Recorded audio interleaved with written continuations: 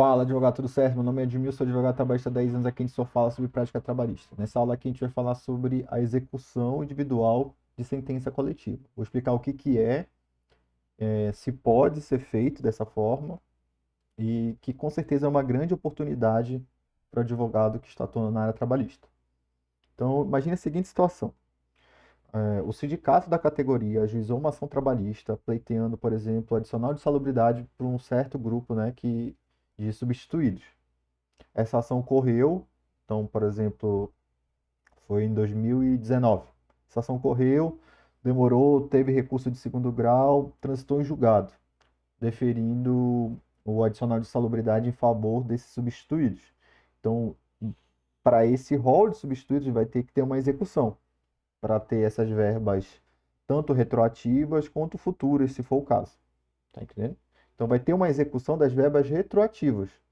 Existe um momento processual de execução exatamente para cobrar de forma retroativa os valores que não recebeu a título de adicional de salubridade. E existe a possibilidade do advogado, de forma autônoma, que não esteja ligado ao sindicato, chamar um dos clientes, que é um dos substituídos, e representar ele nessa execução. Perfeito? Então, essa execução de sentença coletiva é uma ação que ele já é de execução para auferir o valor que é devido e executar. Tranquilo?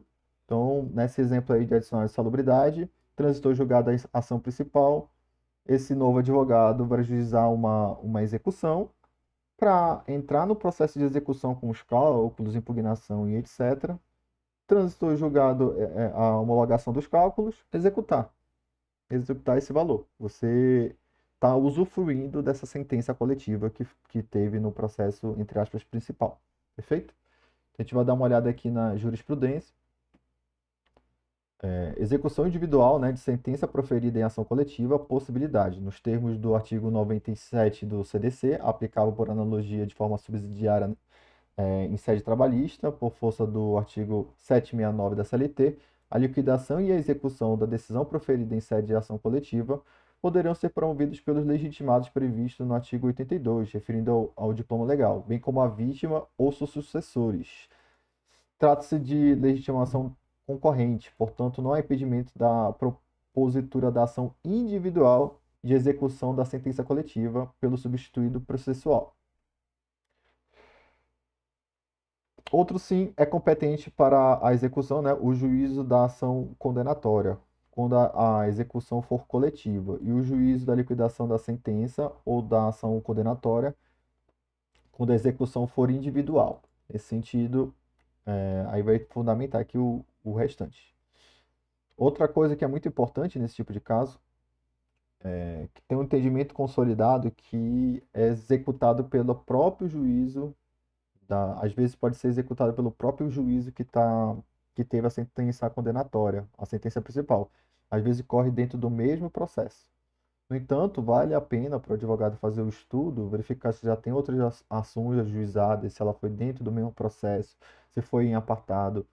Por que eu estou te falando isso? Porque muitas das vezes, quando tem um número muito grande, tem entendimentos, como a gente pode verificar aqui, que pode ser facionado. Cada um tem que se ajuizar e esse juízo já está prevento.